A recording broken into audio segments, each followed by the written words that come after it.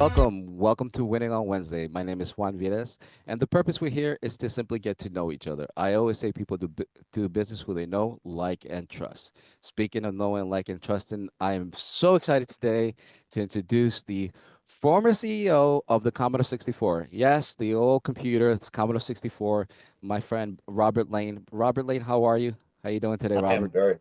very well this morning, sir. Very good. Good, good, good. Can we quickly introduce you, do the elevator pitch, the quick intro? Well, my name is Robert Lane. I'm a Canadian and live in city of Toronto. We have a little bit of snow on the ground here today, but that's quite common across a number of areas. I grew up going to school in Canada. Uh, Graduated from public, I guess, high school, a school called University of Toronto Schools. Went to University of Toronto. I have a Bachelor of Arts degree from Trinity College, and then went off to University of Western Ontario. I guess it's called the Ivy School of Business today, and had an MBA. And at the ripe old age of 24, I entered the business world. Wow. Um, So tell us so take us away back. So you were born in Canada. Tell us that experience is like. Where were you born again? well, I was born in Toronto, Toronto. and I grew up. I was born in 1934, so Wow. that makes me 91 years of age. Wow. Um, God bless, by the way. God bless, and that you have a Thank long you. life, and Um, I grew up during wartime. yeah. Yes, we had rationing. We had rationing books. Well, yet I think we lived a pretty good time. We knew a lot about what was going on. We saw, military trains going through our country. My father was a doctor and was, grabbed off by he was an American and joined the American naval group. And my mother looked after us, I guess, as best she Wow. could. Um, but my Well, sister and uh, my sister's older than I am. She's 3 years older, still alive. And we came out of the war. I guess we knew a lot of what was going on. I well remember the very first night of Pearl Harbor in wow. December 7th, listening to Roosevelt saying, that we're at war, et cetera, et cetera. Oh And my goodness. but I was at an age where, you know, I I was 10 by the time 44, D-Day and that sort of stuff. We listened on radio. Radio That was was a form of communication, yeah. very, very big thing in those days. And Right. and we used to sit around the radio and Mhm. It, listen. you think about it, that was the internet back then, right? That was the actual That's internet. It was the right. And radio. I had a I had a little radio. I guess it was a hammer type radio, crystal. I guess it was a crystal radio, and used to sit and listen to broadcasts really around the world, and kind of got fascinated with that sort of stuff. And It, and life, was that your first introduction to technology, would you say, with the radio? I would say so. Yeah, radios were we all had radios in those days. Usually the big radio in the living room, and but we also had some smaller ones, and but they were all tube radios. Tube radios, yeah, yeah, Yeah. yeah. Uh, I'll tell you a little bit more about tubes later on because I had the opportunity of running I guess it was my third job was running a picture tube receiving tube operation for General Electric here in Canada. So Wow. it was Well, it was Well, listen, that's fascinating. I mean, the fact that also I have to just point this out. I know, for your father that he was a U.S. veteran. I mean, thank you for his service. I have to point that out, and thank you for your family. So, because it's at the end of the day, it's a Well, service that you provide. It's a service I that you provide. I was eight when I turned 18. I was technically an American citizen, and because I had my father was an American, right, even Right. though my but I was sent a draft notice, but But decided I'd stay in Canada and and go to school here in so Canada. tell us about hobbies. I mean, we are talking about. I know you're talking about radios. Is there another interest that Well, guy I that guess my main that hobby was I loved working with wood, and I used to make a lot of things out of wood and pound nails, and I learned some basics of mechanics. We learned this in school, you know. wood shop? We went when we went to school. We Right. learned how to woodwork. We learned what electricity was all about. We learned, you know, that was manual training in those days. We also, in the school that I went to, we also learned to cook. We Yeah, even yeah, took cooking. We were one of the first that took yeah, cooking classes with the girls. yeah. And Wow. so those are things that you remember, and I W- still love to cook uh, today, and all the rest of it. Was So what's your favorite food that you like to cook? I'm very big in lasagna and spaghetti, and Ah, although a good steak, you know, medium well is very yeah. yeah. It's fascinating. Yeah, I grill stuff up, and I know the best way they do it is that you sear it and then you put it in the oven. The Yeah. steak. That's the best way to do it Well, because we when I first got married, one of the first things we bought was barbecue to put in the backyard. So oh, you know what I want to get? I want to get one of those the black steel, oh yeah, where you yeah, just put the pancakes and all that stuff, and it's pretty cool. I like those. That look yeah. interesting.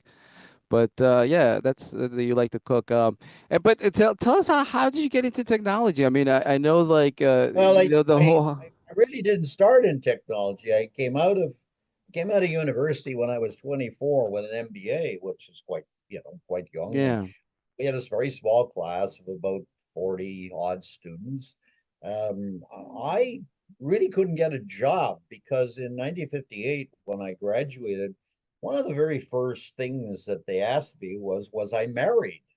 And well, no, I wasn't. And well, you're really not stable. You know, you really need to be married to come to work for us. So Wow. I did get married, and Wow, very, interesting. Interesting. That's very interesting. Different delightful. times.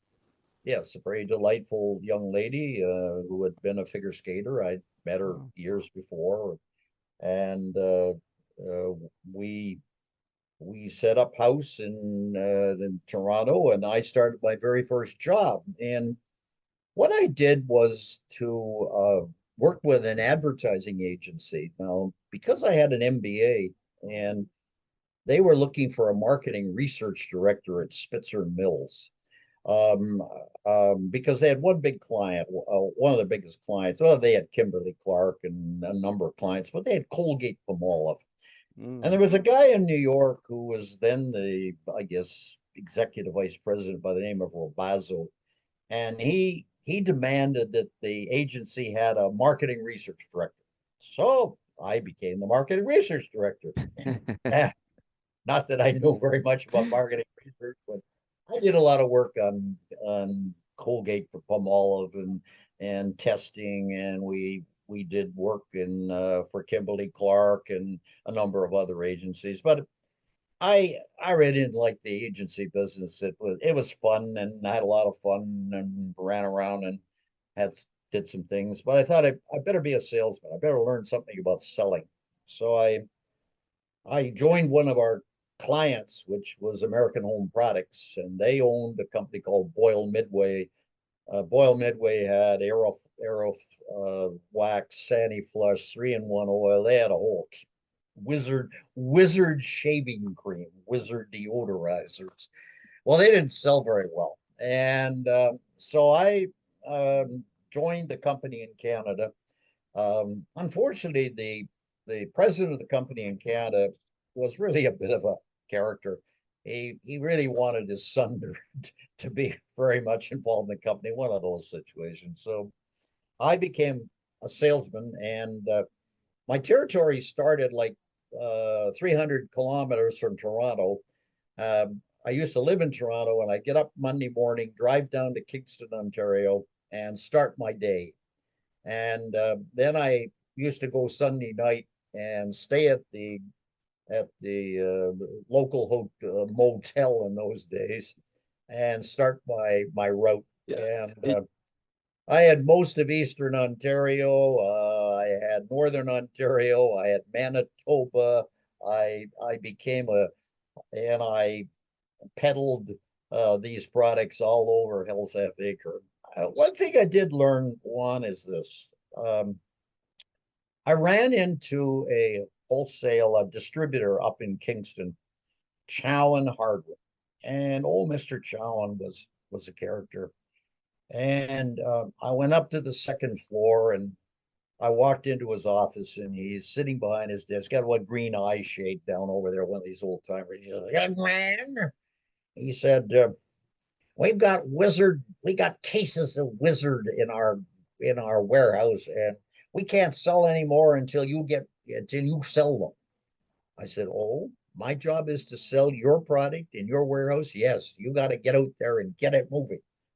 So what did I do? I got in my car and I went up and down the roads, and took a twelfth of a dozen, if necessary, and sold them to every hardware, grocery store, et cetera, until I cleared out his warehouse. Took me 1 week, and I cleared out his warehouse of all the Wizard products. And I went back on the Friday night, walked into his office, and he said, "Young man, here's an order for 200 cases of more product." Wow. So you played stuff in it. Chucked the order and away back to Toronto. My boss thought I was a hero. He said, "What did you do all week?" I said, "Well, I sold a 12th of a dozen to various people around the area." So you Wow.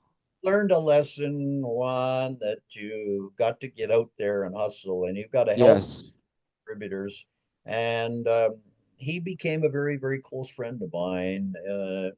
He then started talking about me and my products, etc., to other of his friends in the industry, and I found that it was then very easy to get into. I got into power stores, I got into Loblaws, I got into Dominion, and I didn't have to really work very hard at it after I kind of broke this situation down. It it's a lot of it's relational, relational business, getting to know each other. That's why I always say people do business who they know, like, and trust.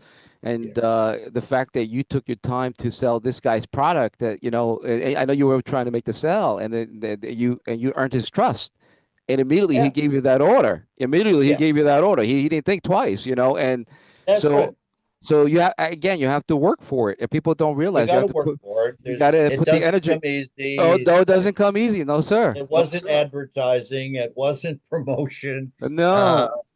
no, Uh, no. Listen, I could tell you about that because, look, I know most people out there don't know, but I ran for state office in 2018, and I knocked over 7,000 doors. People don't realize that you have to put the work out there in order to Yeah, see any results or any success. yeah, And a lot of people are scared to, they don't want to knock on doors or sell doors. I know it's tough. Or make phone calls too. They say that's for right. what, 100 phone calls, one sale for every 100 calls or That's something like right. that. That's right. But That's at right. the end of the day, you have to put the work. But it's You a got to lot put the work in. easier. It's a lot easier when you know somebody and when you befriend somebody and they become your Yeah, friend. The sales become yeah, much easier with that way, yeah. And to your point, you became longtime friends, right? Like you said, right? That's right. Yeah, you Right. do that, and I then moved on into international paper company, Faisal Royale here in Canada, and we came up with a thing called the Flushaby disposable diaper, which really wasn't disposable. This. It plugged up the toilets, but nobody knew that at the time, and we eventually sold the rights to that to Procter and Gamble. It's now Flush of Pies. It's now Pamper, and it wasn't something they sought. And then I joined General Electric. General Electric was here in Canada, and we had a receiving picture tube plant. We had 2,200 women literally Wow. making 6GHA tubes for television and that sort of thing. We also made black and white picture tubes, and we made some of the very first 15-inch color picture tubes here in Canada called Monogram. Um, we had some problems with tariffs. Zenith Electric was being pounded then by the Japanese coming in with TV. They were scooping their markets. So Zenith went to Washington and they got the Buy America policy, and we were prevented from really selling our product anywhere except in other parts of the world. So we stopped manufacturing in Canada. It was just the beginning of the one tube and one diode, one chip radios, two chip radios that were starting to be produced. We had GE had started producing them in Hong Kong, and so I had to get out of the business, shut it down, find jobs for the people, etc. And it's then when I made a little trip to Japan, became very close to the Toshiba organization and also to Matsushita, Mecca, and became a distributor for their products in Canada. Set up an operation called Jescan, and we became a distributor and made a lot of money. Really, nobody really in the organization in GE Canada or GE America really wanted, because they're all manufacturing guys, they're all engineers, they as one of the engineering managers tell me, Bob, I'll make you what I want to sell. And you wait till, we used to send on a fax machine in the morning what we thought we could sell. And by night, we would get maybe a message back saying what we could have. So we used to sit around and, wave our hands most of the day. People don't realize that, it took a whole day for the facts to go down to the factory, and the factory look at it and do all gyrations and then tell us what we could sell. Stupid, but anyway, that's the way life was. So in the meantime, we had some other guys doing things, and we actually did come up with the very first smoke detector that was produced by a guy called Martin Gelb here in Toronto. We eventually were not allowed to sell it. They thought there was too much risk in selling a smoke detector in a big high-tech manufacturing company. So we sold it to somebody else. But, the interesting thing was back in the 90s, GE bought the whole doggone thing back again, got back into the smoke detector business at one time. So full circle, like 25 years later. Um, Yeah. I I was running a pretty successful distribution business, and there was a company called Northern Electric Limited. They were a subsidiary of Bell Canada, and they came knocking on my door one day and said I was making so much money, and I think I was making $37,500, and I had a car in Toronto, and they offered me $75,000 a year and a car, and I could run a thing called Nedco. And Nedco was they were really a distributor of Western Electric products across Canada, and so I took it over and uh, cleaned it up and got to be a fairly big operation. And then a guy called John Lobb, who had been with ITT, came to Canada. He was brought to Canada by Bell Canada and wanted to turn Northern into a telecom producer, a manufacturer. And So John looked at Netco and said, come on, got to get rid of it. So we sold it, and I became a bit of a refugee, I guess. And I wasn't an engineer. I was known to create havoc most of the time, and so I became a one man band looking at helping other parts of the company. And in those days, Northern bought up a whole bunch of companies, everything Data 1R, Sycor. Um, Most of these didn't go anywhere, but then I got bundled off to England and spent a lot of time there in Saudi and a few other places. And so in 1981, I was a little tired of doing the North Atlantic and coming back and forth and in and out. So I said, I'm out of here. And they were very generous to me. They looked after me very nicely, and I went and joined a company called Commodore. And Commodore was an office furniture business in Canada. Yeah. Uh, Wow. and we had the PET computer and we had the VIC 20. And we really had nothing in the United States. We didn't even have a warehouse or a factory or anything. We had we opened a little office in Westchester, Pennsylvania, and I guess we found the VIC 20, sold that, packaged it up with some other products, and then the Commodore 64 came along, and we the rest is history. We went about it in a slightly different way than other companies. We didn't follow the typical distribution route. We went for new routes of distribution. Kmart was really one of our first customers. It became a blue light special. I think it was in November of 1980, 81, 80, 82, I guess it was 1982. And I had a lot of fun.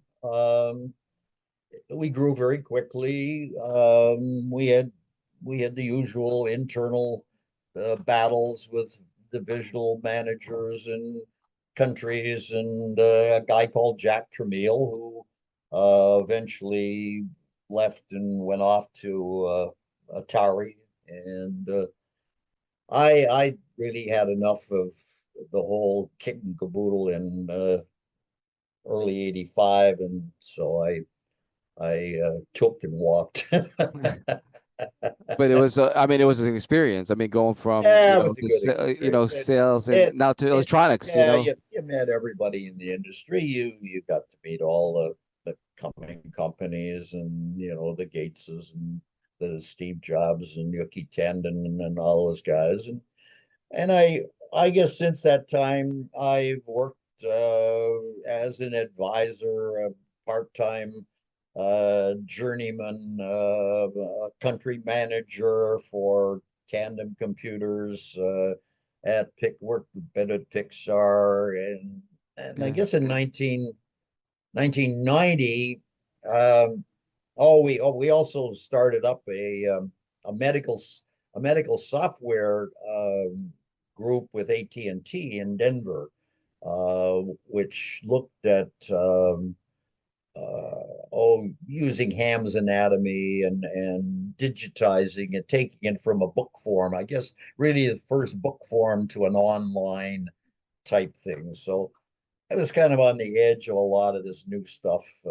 Certainly with Tandem Computers, when we worked on the internet, we worked, as you know, Pulver and I were involved with voice over the internet. Jeff and I's, Jeff is really the father of voice over the internet, and never recognized it for what he yeah. did, but uh, the industry knows exactly what he did. So um, came back to Canada and became the CEO of a wholesale distribution company called Acklands. We kind of cleaned it up. It was in automotive. It was a manufacturer. We had Prowler boats. We had the lawnmowers for Toro and just a massive stuff. And eventually sold a piece of it to Granger in the United States and automotive parts to Uniselect and those people. And so really my activities since that time have been as an advisor to a lot of startups, a lot of young Yeah. kids, and just Uh, having fun And and continuing really and, to do that and today. Um, yeah. Involved a lot in smart cities, conductivity. I believe that conductivity is really the fourth utility. It's the one that's ignored, but it's the one that's so important to bringing the other utilities all together and making them work. And today, looking at any number of helping companies get started, companies move forward. It's not just about raising capital. I think that's the one area that we over embellish. It's bringing intellectual capital and Yes. understanding Yep. how to Great. and stop just thinking I've got an app that I'm going to sell it to some venture capitalist who's going to Uh, take a risk on it and make it go.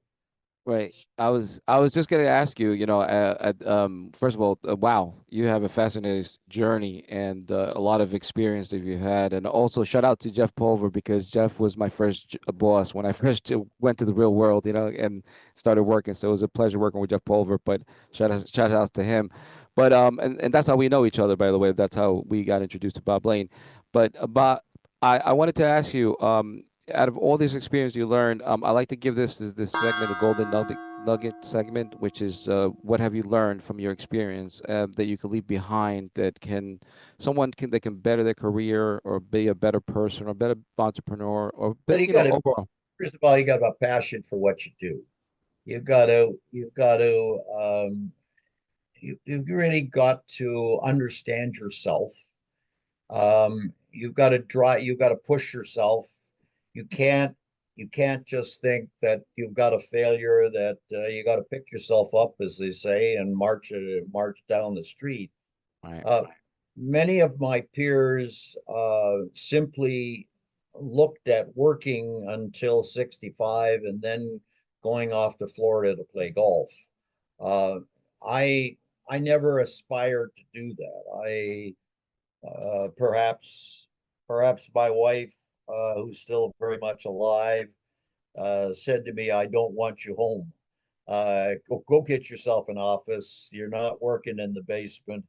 I vacuum the house, and I'm not going to disturb you." So that was part of the game. I guess the other thing is I always felt that once I was sufficiently financially secure, that it was time to give back. And so, yes, I teach school. I I help kids understand. I try to connect people together. I still to this day attend lots of meetings and situations and try to give back, try to help people connect, and because that's all part of the game. And maybe my greatest strength is my Rolodex. Maybe you've got to trust people. You can't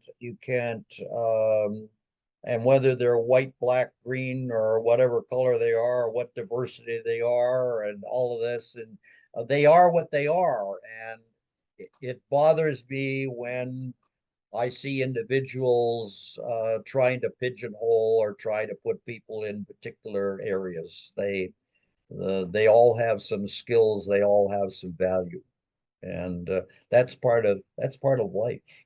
And if you don't believe in that, then that's too bad. That's too bad. Wow. Well, Bob, thank you so much for your wisdom, and again, it's and giving back, which is important, and also really what you're also doing is leaving a legacy behind for others because it's going to inspire others, and You know what's nice is that people don't forget about people that help them along the way. So that's really important to always help out others. I always say that give Well, back. I don't, I can't criticize politicians. I've seen all, we're in an era of political turmoil at the moment. We're in an era of, it's it's great to be wealthy and to talk about it and to flaunt it. And we saw that back, I guess, in the days of the Rockefellers, and we're seeing it The again the Great today. Gaspian. You talking about the Great Gaspian? Yeah, yes. And we talk about the Gates, the Great Gatsby days. And we come and we go, and nothing is new in this world. It's you know, we've got the great thing called chat I don't know The what the hell GGP, yeah, the AI. it is. What's your And we take? got What's your the take on AI? I'm just curious. What's your take on AI now that I have you it's a here? tool. Yes, It just yes, helps me. It just yeah. helps me go back and gather information. It's like a You, computer, but I you know, still have to make decisions. I still yes, have to yes. understand Yep, I'm doing. Do correct. I understand the ecosystem? Hmm. Do I do I really think there's value in what it is? Yeah, And Juan, it's how many of these things have we seen during the last 40 years? You correct. know, I talk to kids today and they never even heard of a Commodore 64. Or they don't know what a punch hole is, right? The punch, They the don't know what programmer, but punch yeah, cards are. They cards, a don't know punch what a card, yeah. slide rule is. You know, when I went to school, we didn't have calculators. Yeah. We used to count on our fingers. Un, deux, trois, quatre, cinq, six, sept, eight. See, You know, I, I I still had count, I, right? I had a calculator. What, the Casio, when Yeah. the one you programmed it, the little computer. That's what Yeah. I had. That was my Yeah. closest thing to a computer I had, and I hacked it. Well, yeah. And so today I have very sophisticated hearing aids. These hearing aids allow me to tap my head and say dial one. Wow. Now, what's the next thing? Well, I'm been these aren't the normal glasses, but there are glasses now coming out. They're in trial that will allow you to say, go to this house, and in your glasses, you'll get your roadmap.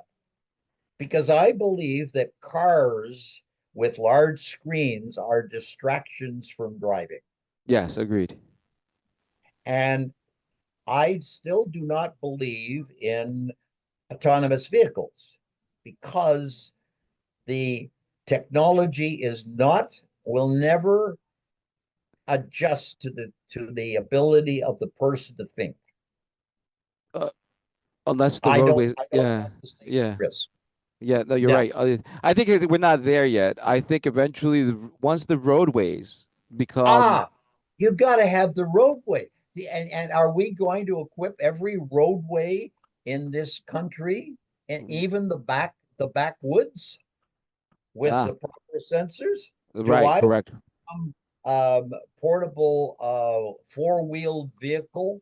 Yeah, we're With not there yet. We're not there yet. no, Maybe with Starlink one day. Maybe with Starlink, but we're not gonna get there yet. we're not there. We're not there.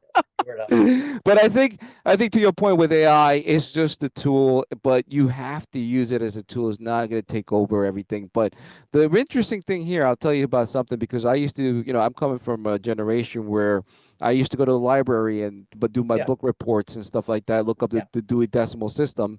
But now Mhm, everybody, the kids have the Googles, and to your point, they have the access to information relatively mhm. quick and safe.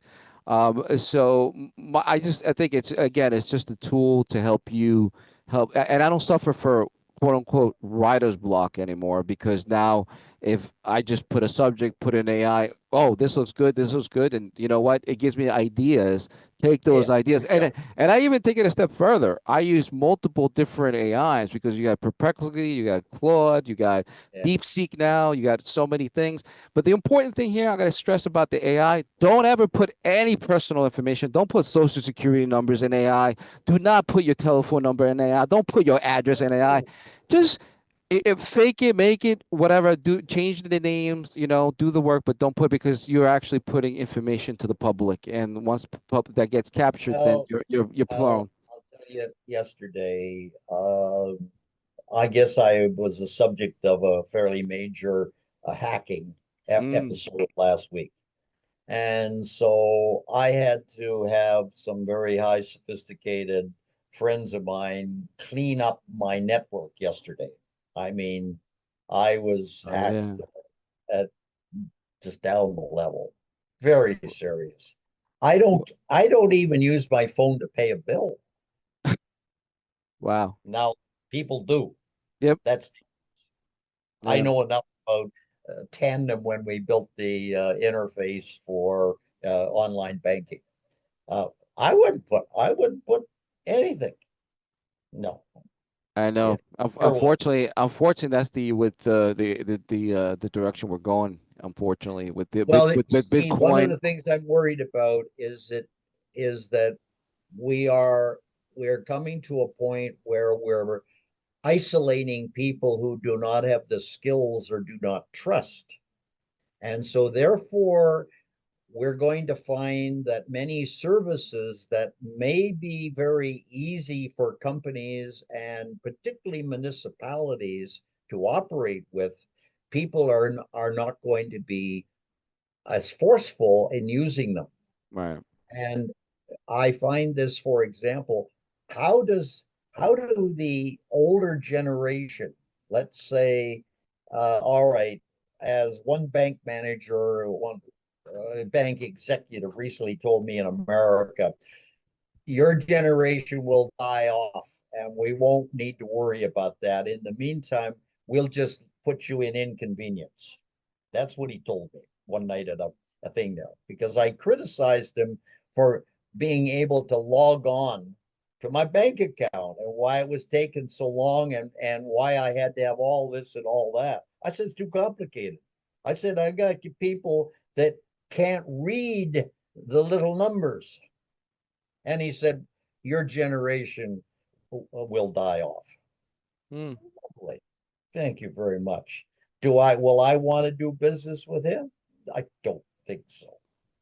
And More importantly, will you ever recommend them business? More importantly, no, but I never that recommend. yeah, No, yeah, no. always that's you always got to be I, nice. I'll tell you a funny story. In Toronto, we have recently, if you have not occupied your house in the last 12 months, you're subject to an increase in your property taxes. So they had to find out how many empty houses they found. And they found there were 40 to 50,000 empty houses that people had investment properties and everything else. So you had to register your house. And the only way you could register it was online. Guess what? Less than 50 people, 50,000, 50%, sorry, registered online. They didn't understand how to do it. Wow, yeah. They had to scrap the whole program and come up with three ways of doing it. You could send a letter, you could do it on the telephone, or you could do it on the computer. So Wow. there's got to be other workarounds. Yeah, no, they are. You have to give other people the options, and you know what? And there's business there. Maybe somebody can start a business to help these people. There you go. That's You right. see, it's That's always a business opportunity. When there's always a need, there's always an opportunity. So you always got to find a that, solution to that's how people. that's what solving a problem is It's all about. solving a Problem's problem. only an opportunity. It's See? only an opportunity. We always solve problems. I'm always looking for opportunities. Hey, because for me, it's easy to do. So anybody else Yeah, could. So look it yeah. out there. There's an opportunity for out there. We just give somebody an idea, Bob. So That's right. that's a great. So tell us about the networks that you belong. Do you belong to any networking or community Well, someplace? um, I belong to the Association of Builders around or Building Solutions around the world. It used to be called CABA. I work as the vice chairman of the commercial side. We look at commercial buildings around the world, and all the manufacturers and software providers and all of that are all part of it. I belong to that. Um, I I just really I don't belong to. I don't belong to the Lions Club or the Kiwanis. I don't work in not-for-profit because I found that most not-for-profit organizations really are only wanting me to either give money or raise money, Yep. and that's not my style. I